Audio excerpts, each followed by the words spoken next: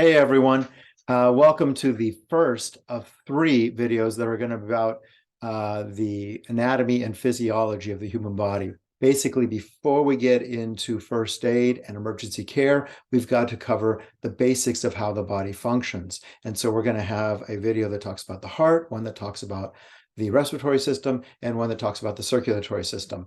These are the 3 key systems that you're going to need to understand in order to understand the options and treatments that you have available in providing first aid. We're starting with the heart because in emergency medicine and emergency care, we're particularly concerned about the heart. There is, after all, a medical term for when the heart stops pumping. It's called dying. So we really want the heart to keep pumping. And in emergency care, we have techniques available that can help the heart keep pumping. You're going to learn about CPR. That's certainly a key one, but even controlling bleeding and other kinds of care that we have available to us are all geared toward making sure that the heart can keep pumping. So that's why it makes perfect sense to begin with this key muscle, the heart, when we're talking about emergency care. In addition to that, even in wilderness scenarios, one of the key threats is going to be cardiac arrest or some other kind of cardiac focused crisis among maybe you, somebody you're hiking with, or somebody you run across in the wilderness. There's all kinds of folks that maybe are not in the best shape and they go out and decide they're going to do major hikes and they end up in cardiac arrest or some other kind of heart crisis that you're going to have to deal with. So it makes sense that you understand fully exactly how the heart functions. Now, at this point, we could just dive into the complexities of the heart, and it can get pretty serious and complex, but I want to keep it simple for you, make sure that you fully understand how things work. So we're actually going to begin very simply by looking at the heart conceptually and looking at the heart anatomy, that is the mechanics of how the heart comes together, and physiology, how the heart functions in its most basic sense. So let's imagine that is the heart. Now, most of you will notice that that is not a heart. It's not shaped like a heart. It doesn't look like a heart, but let's pretend in simple terms that it's the heart. The heart is divided by a septum, roughly down the middle, and it's got a right side and a left side. The astute among you will have noticed that when I said right side, I pointed over here. When I said left side, I pointed over here. That's really the opposite of right and left. That's because in medicine and in emergency care, when we say right and left, we always, always, always mean the patient's right and left. Otherwise, it'd be ambiguous and really confusing. Imagine what could happen if you have a patient you've been caring for, you hand them off to an emergency room doctor, and you say, "Be careful, doctor, because this patient has a major bleed on the right." Okay, is that your right or the patient's right? And if it's your right, are you behind the patient looking at them? Are you in front of the patient? Are you to the side of the patient? What do you mean by right? Is that the chest? Is that the right shoulder, the left shoulder?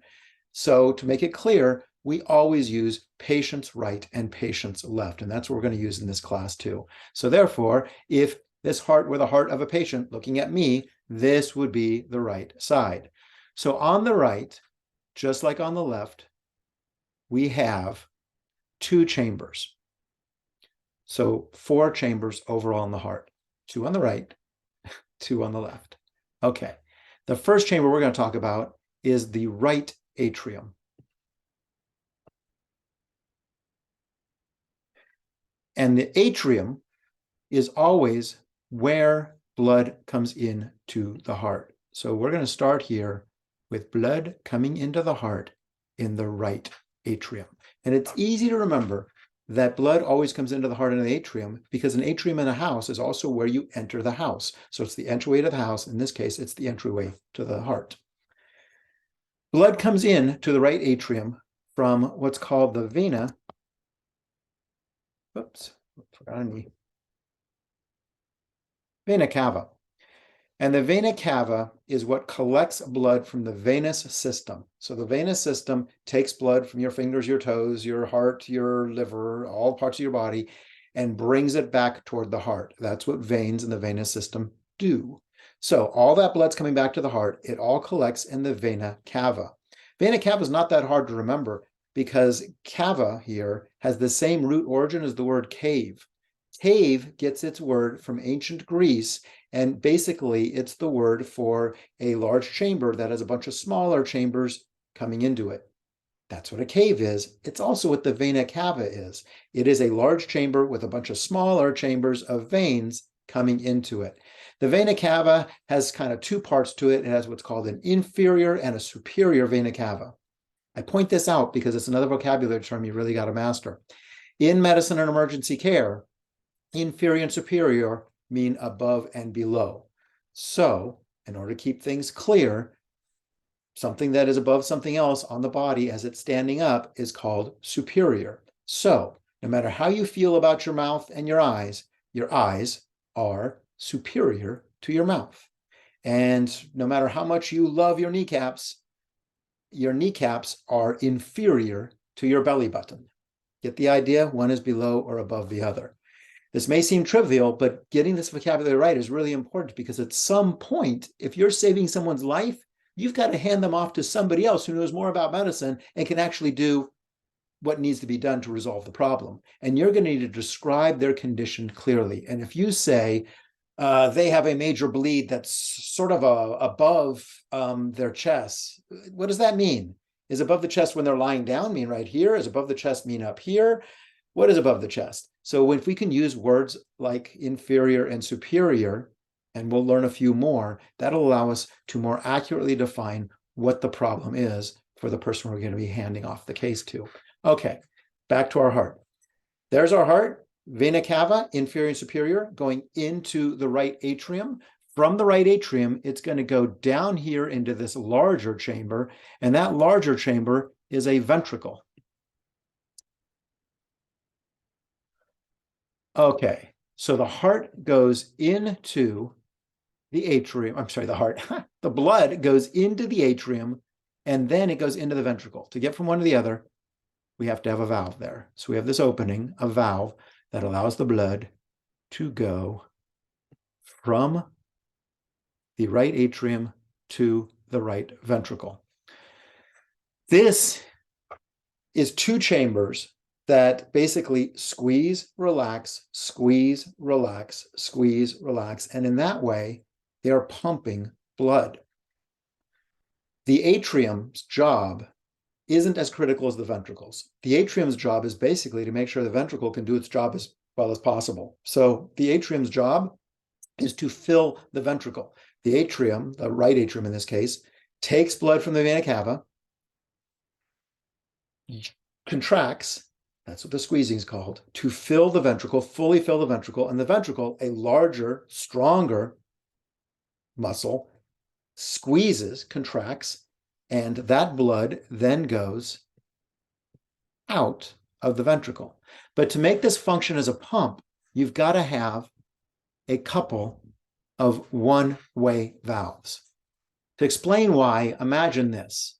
Imagine you have a, that's the top of my head. Okay, imagine you have a flat basketball and a bathtub filled with water that you'd like to empty. If you take the flat basketball and cut a couple of slots in it, one on either side, put it in the bathtub and open and close the basketball, water will squish in, squish out, squish in, squish out. So you're kind of pumping and that water goes whoosh, whoosh, whoosh, whoosh into and out of the basketball. But you can't control the pump. You can't empty the bathtub with a pump like that. However, if instead you cut a little hole on either side of the basketball and put one-way valves, then when you squeeze and open, the water would only go in from one side and out from the other side, which means if you hooked up a hose to the side where it goes out, you could pump the water out of the bathtub. That's the way the heart works. That's why it needs one-way valves. So the first one-way valve we run across is right here. And that valve is usually called a tricuspid valve. And the reason it's called a tricuspid valve is because if we looked at it from above, see if I can draw this. This is not looking terrible. It would look like that. It's got three leaves that open and close in one direction. So sort of a valve, it'd have three. I don't have three hands, so I can't quite simulate it, but sort of a valve that kind of opens like that. And so the fluid goes this way because the valve is opening like this with three valves opening and closing, and the flow only going one direction. If the flow tries to go the other direction, it faces closed leaves of the tricuspid valve. So on the right side of your heart, you've got this tricuspid valve.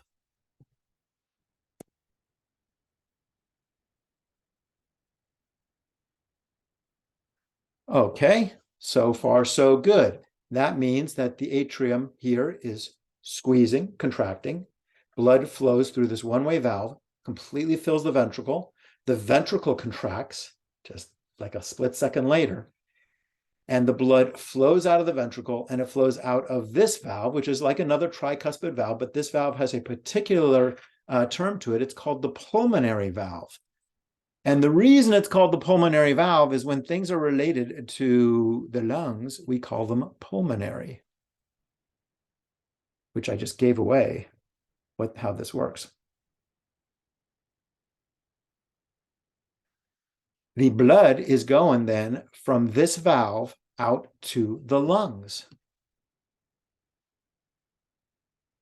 And that kind of makes sense.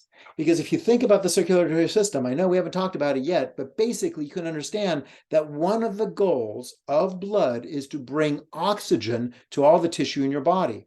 Muscle tissue, all your organs, everything needs oxygen. That's why you're breathing. You're taking in oxygen, and the blood distributes that throughout your body. Once the blood has brought that oxygen to parts of your body, it comes back through the venous system with less oxygen in it, what we call deoxygenated blood. So the blood that's in the vena cava, the blood that comes in through the right atrium, is deoxygenated. It has less oxygen in it. We then pump it here, the heart pumps it here to the lungs so that the lungs can allow an exchange of oxygen and once again create oxygen-enriched blood. We'll talk about how the lungs do that, but for now, trust me, that's what the lungs do. That oxygen-rich blood comes back to the heart on the other side here, the left side, where there is another atrium, a left atrium. So the blood now is rich in oxygen because it comes from the lungs. So I will just write this as, I don't know, O2 rich blood coming in from the lungs into the left atrium. This was the right atrium. This is the left atrium. And the left atrium's job, at this point, you could probably imagine, is to pre-charge or ensure a full charge to the left ventricle. And to do that, there's a one-way valve, which is slightly different than this one-way valve in a super interesting way. This valve, if you looked at it from above, looks like this. It doesn't have three cusp, it has two cusp. So it's a valve that I can simulate with my hands because I do have two hands. So blood's flow in this direction, it opens and closes, allowing blood to flow only in one direction. Why bicuspid on one side and tricuspid on the other? Because this side is going to be delivering blood. The left side of the heart is delivering blood throughout your body. It needs a high pressure to do that. So this left ventricle is actually really beefy. It's a really strong part of your heart muscle. So we're going to see when we look at an actual heart that that's a much thicker, stronger muscle. We want to make sure it's fully charged. So the left atrium is going to fully charge the left ventricle. And the left ventricle is going to be high pressure because it's got to provide enough force, enough pressure to get that blood to penetrate to all your organs, all the way down to your toes, up to your brain, every part of your body. So when we have high pressure, if your heart unwisely used a tricuspid valve like the other side, it might actually prolapse. It might flop back the opposite direction because that's a lot of pressure. A valve with only two leaves is stronger and able to resist more pressure. So that's the bicuspid valve. And we honestly don't usually call it a bicuspid valve It is a bicuspid valve, but we call it the mitral valve. And that is for the super obvious reason that it looks like the top of a mitral. Now, you probably don't know what a mitral is. This is true. The mitral is the weird hat that the Pope wears. You know, that big tall hat? That is called a mitral. And if you looked at it from above, it kind of has two parts to it. So it's got a front part that sticks up and a back part that sticks up. And when you look at it from the top, you'd see a split between the two, and it would look like that. That's why it's called mitral. I swear, Google it. Look it up on Google. You'll see that the Pope's hat from the top, if you can get a picture of the Pope from the top, I guess, looks split like that. So that's your mitral valve. That's on the left side of the heart, and that allows one-way flow into the left ventricle. The left ventricle, much more powerful, squeezing with a lot more power. This is what creates your pulse. Well, the whole heart beating creates your pulse. This is what creates your blood pressure, that pulsing of blood that penetrates all the way down to your little toes happens here. And there is, on this side, also a one-way valve. And that one-way valve is, you ready for this? That one-way valve is the aortic valve.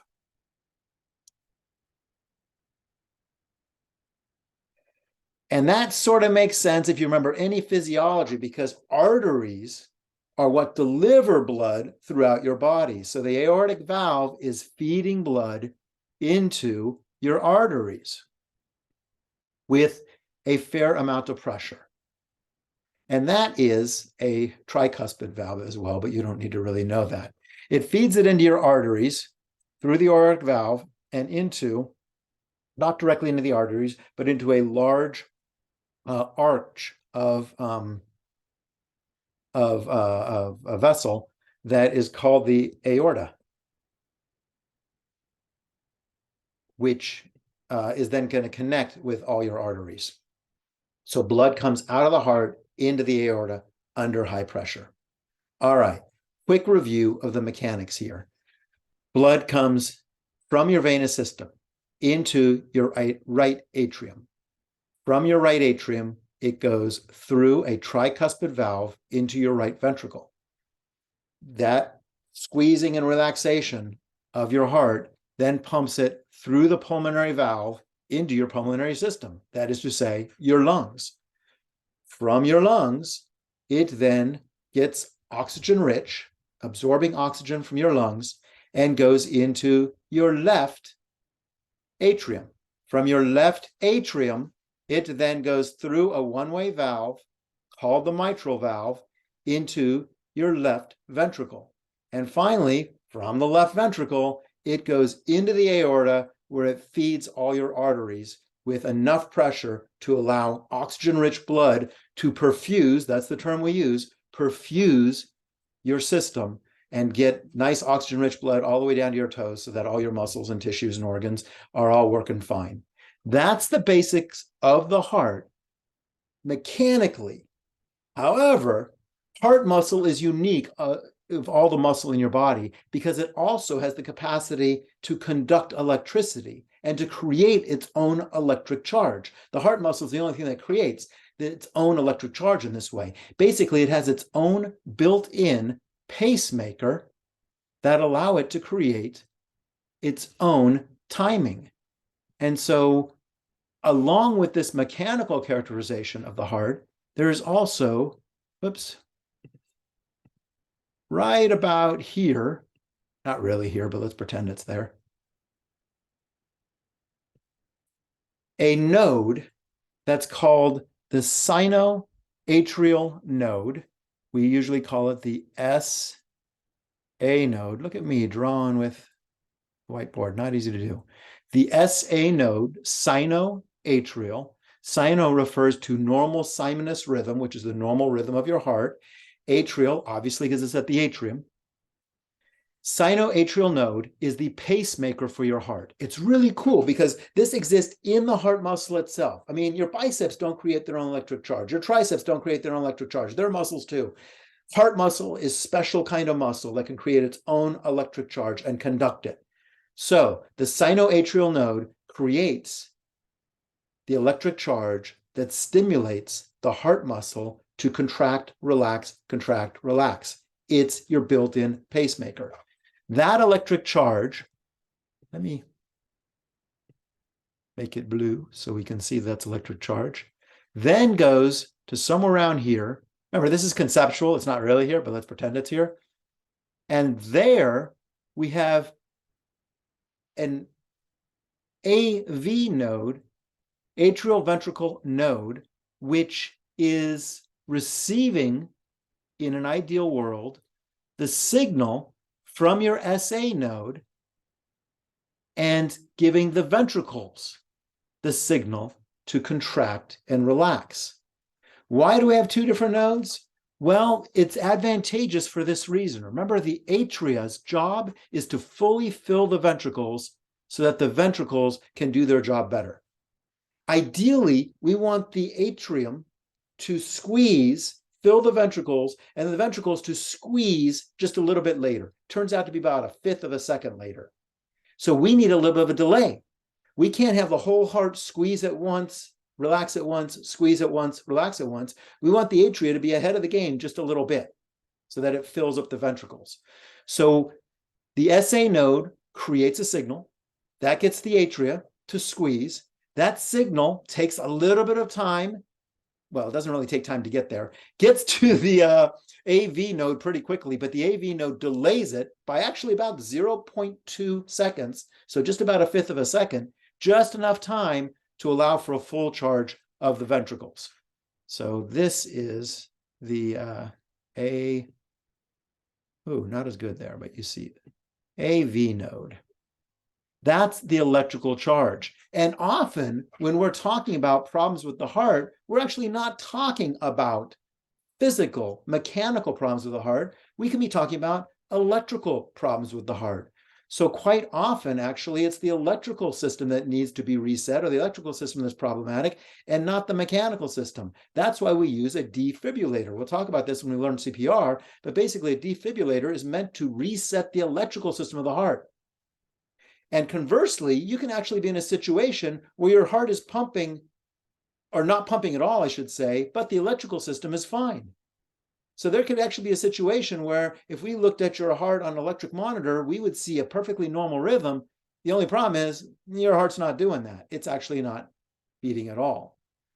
So it's interesting that we need to think about both the electrical system of the heart and the mechanics of the heart, the physiology of the heart, in order to fully understand how it is the heart functions, and as a result of that, how we can get the heart to function properly when it stops functioning properly. Okay, so that's the basics of where we're at. Let's go back here to our slide. That's what the heart actually looks like. And as you see there from that image, all the parts we talked about are right there in that image. So you can see here, there's the superior vena cava, and there's the inferior vena cava. That's the blood from the venous system coming into your heart, and that goes into your right atrium. I know my drawing is a little different than this one, but you can see that right atrium right there, and we know that our right atrium contracts and expands, and that pumps blood through a one-way valve into the right ventricle. And from the right ventricle, it escapes through the pulmonary artery. I drew it down below to make it more clear, but it turns out the pulmonary artery is up high, up the pulmonary artery into your lungs, comes back into the pulmonary veins. Arteries are always leaving the heart, and veins are always coming in from the heart. So the pulmonary artery is the pathway out of the heart and into the pulmonary system, and the pulmonary veins comes from the pulmonary system back into the heart. Veins go to the heart, arteries come out of the heart. Okay. Pulmonary veins feed into the left atrium. The left atrium's job, pre-charge the left ventricle. And there is that mitral valve, clearly looks like a Pope's hat. There's the mitral valve that goes in the left ventricle. And look here, look at the thickness here of this tissue. See how much thicker it is than over here? That makes sense because we know that the left ventricle's job is to pump blood throughout the body. So it needs a lot more capacity in order to be able to create the force necessary, the pressure necessary to get blood all the way out to your toes. So that is a beefier, if you'd like, part of the heart, a nice, strong heart muscle. And that's why when the left ventricle fails, when we have problems with the left ventricle, that's a really big problem, because that is the part of the heart we really need to keep pumping blood. If the atria fail, that's a problem, but not such a big problem. You may meet somebody someday that has a failed atrium or an atrium that's not operating quite correctly, and it's going to affect their health in certain ways, but they're not going to be dead. On the other hand, if somebody's ventricles fail, you're not going to be able to shake their hands, at least not in any kind of way that's not creepy. So that's the basis of the heart. What's it really look like? Well, it actually looks like that. Now check that out. We can still see all the parts. There is your right ventricle going in, your right atrium going into your right ventricle through this valve here. Then goes up here. There it is. There's the pulmonary valve going into your pulmonary, pulmonary system. From that, it comes back over here, back into the left atrium, feeds through this one-way valve, the mitral valve right there. Once again, obviously a Pope's hat, going into your left ventricle. And look how beefy that left ventricle is. Look at the muscle tissue on that left ventricle. Very powerful, because that is pumping blood out through here into that aortic arch that's going to feed your arteries and get blood out to your pinky toes, your brain, and all the other parts of your body that are dying for blood. What controls this system?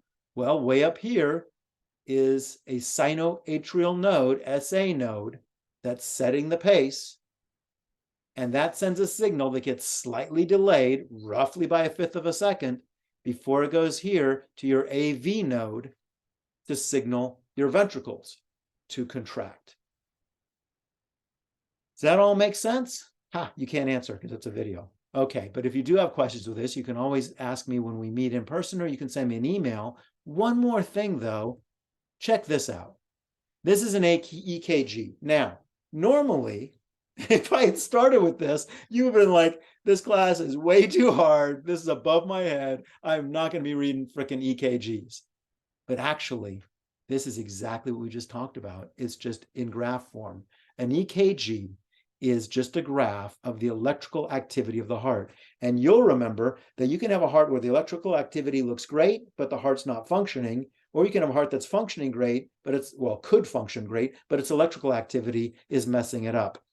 So if I show you this is a nice sinus rhythm. This is the normal rhythm of the heart. But if I asked you, is this person healthy? You should say, well, probably, because you just told me it's a normal sinus rhythm, but not for sure, because maybe their electrical system's working fine, but the mechanics of the heart isn't functioning properly. That's certainly possible, but not likely. This is probably a healthy person. Check this out. Let me show you. You see this little bump right here? That little bump is actually the atria contracting. The SA node sends a little electric signal that tells the atria to contract. The atria are small, so you get this small bump when that signal comes out. This big old bump here, that big old spike, that's the ventricles contracting. It makes sense that it's much bigger. The ventricles are much bigger. Bigger signal, more muscle tissue, contracts in, sends blood throughout the arterial system. What's this bump here? That is the ventricles relaxing. And you know that those come one after another, right? So first, the atria contract, then the ventricles contract, then the ventricles relax. At this point, you might say, well, wait a minute, what about the atria? Where's the bump that shows them relaxing? It's actually right here. Basically, it happens the same time as the ventricles contract, so it's buried in this thing right here. This signal right there, that big signal, we call the QRS complex. So it's basically the ventricles contracting, but also the atrium relaxing buried in there. Now, I'm not going to get into obviously great detail for an EKG, because if you're out in the wilderness, you're unlikely to bring an EKG machine along with you. But I wanted to show you what the electrical activity looks like, because it's actually not that complicated.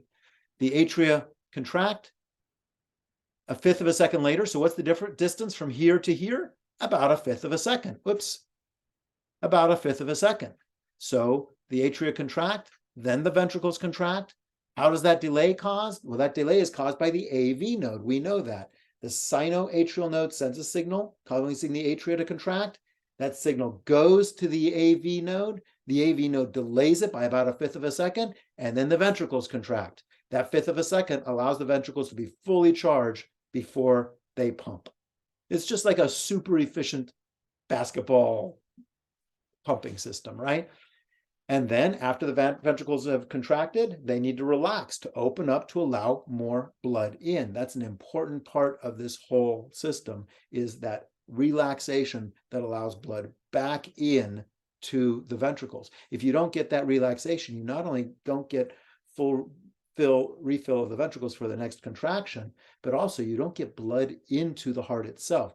When we meet to talk about CPR, I'm going to explain to you how actually the full relaxation of the heart is necessary for your survival. If the heart doesn't relax completely, if it's contracting and never fully opening and relaxing, you won't get adequate blood flow, and that's going to be a problem. So it's very important to have the heart fully relax here, fully open up, and then you've got this low energy part right here, which is that space, that low pressure time between each heartbeat that is going to allow the heart to refill.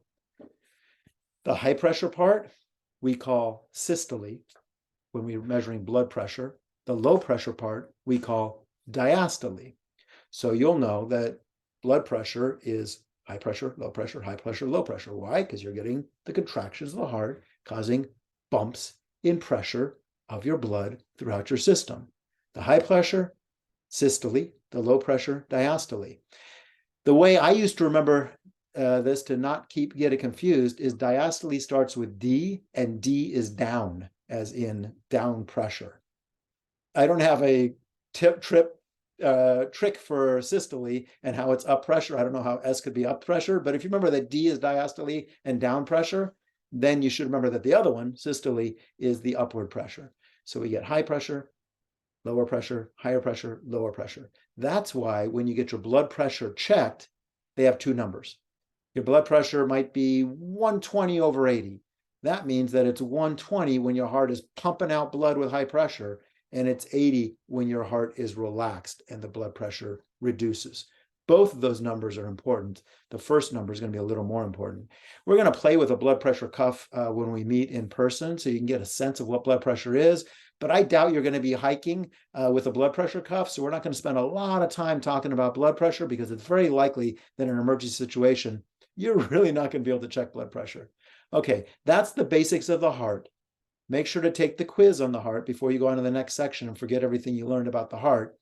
And email me if you have any questions, or when we meet in person to do CPR, you can always ask me your questions.